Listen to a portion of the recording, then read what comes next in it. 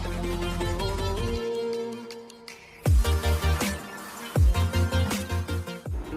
Friends, welcome back to Namvazhi channel. இன்றைக்கி நம்ம சேனலில் பன்னீர் கிரேவி ரெஸ்டாரண்ட் ஸ்டைலில் எப்படி செய்கிறதுன்னு தான் பார்க்க போகிறோம். வீடியோக்குள்ளே போகிறதுக்கு முன்னாடி நம்வழி சேனலை சப்ஸ்கிரைப் பண்ணாதவங்க ப்ளீஸ் சப்ஸ்கிரைப் பண்ணிக்கோங்க. நோட்டிஃபிகேஷன் பெல் ஐக்கானையும் கிளிக் பண்ணிக்கோங்க.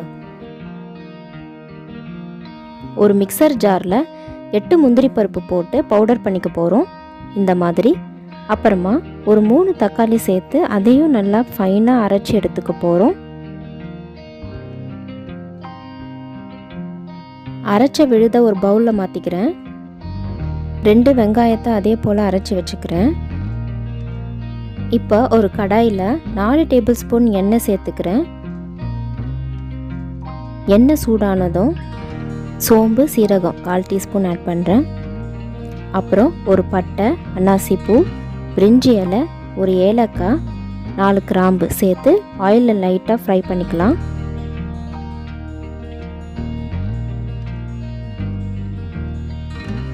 அரைச்சி வச்ச வெங்காய விழுதை நான் சேர்த்துக்கிறேன்.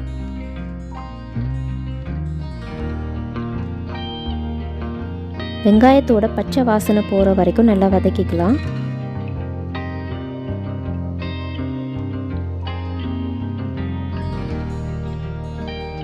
இப்போ 2 டீஸ்பூன் இஞ்சி பூண்டு விழுது சேர்த்துக்கிறேன். 2 நிமிஷம் நல்லா ஆயிலே நல்லா வதக்கணும்.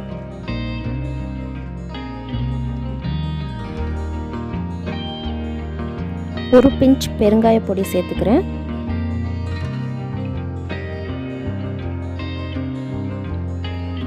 கால் டீஸ்பூன் மஞ்சள் தூள் ஆட் பண்ணுறேன். அப்புறம் தேவையான அளவு உப்பு. 1 டேபிள் ஸ்பூன் மிளகாய் தூள் சேர்த்து நல்லா வதக்கிக்கலாம்.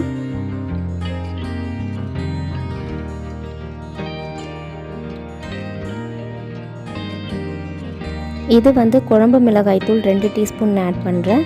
ஏற்கனவே ஆட் பண்ணது தனி மிளகாய் தூள். எல்லாத்தையும் சேர்த்து நல்லா மிக்ஸ் பண்ணிக்கிறேன். இப்போ 2 டேபிள் ஸ்பூன் தனியாத்தூள் சேர்த்துக்கிறேன். அதையும் சேர்த்து நல்லா மிக்ஸ் பண்ணி விட்டுக்கலாம்.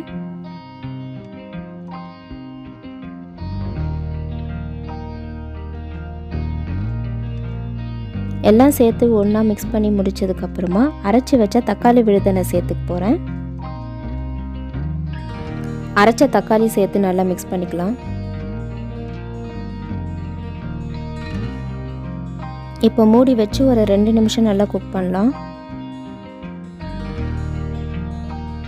இப்போ 2 நிமிஷம் ஆகிடுச்சு.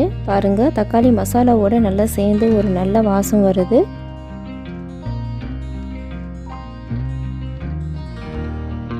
இப்போ பவுடர் பண்ணி வச்ச முந்திரி பருப்பை நான் சேர்த்துக்க போகிறேன்.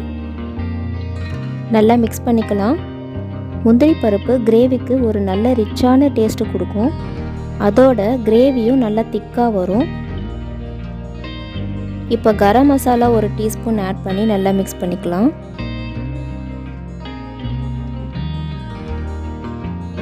இப்போ தண்ணி சேர்த்துக்கலாம். நான் 1 டம்ளர் தண்ணி எடுத்திருக்கேன். சேர்த்துட்டு நல்லா மிக்ஸ் பண்ணிக்கிறேன். உங்களுக்கு கிரேவி நிறைய வேணும்னா நிறைய தண்ணி சேர்த்துக்கலாம். நான் செமி கிரேவியாக தான் செய்ய போகிறேன்.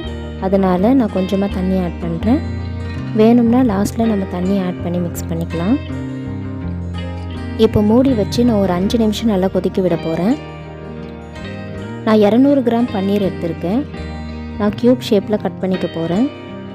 இங்கே பாருங்கள், இந்த மாதிரி கட் பண்ணிக்கிறேன்.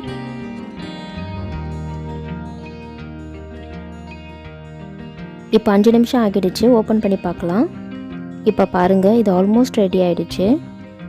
ஒரு வாட்டி நல்லா கிளறி விட்டுடலாம். 2 டேபிள் ஸ்பூன் தயிர் ஆட் பண்ணுறேன். தயிர் சேர்த்து நல்லா மிக்ஸ் பண்ணிக்கிறேன்.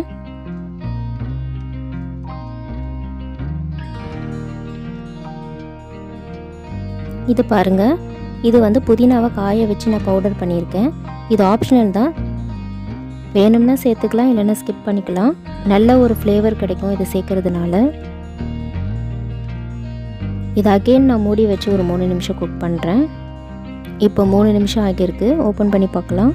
இப்போ பாருங்கள், நல்லா எண்ணெய் பிரிஞ்சு மேலே வந்திருக்கு.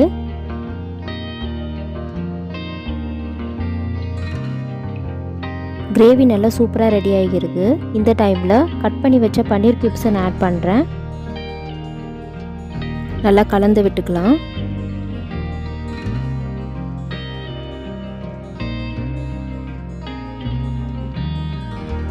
தேவைப்பட்டால் கொஞ்சம் தண்ணி ஆட் பண்ணிக்கலாம்.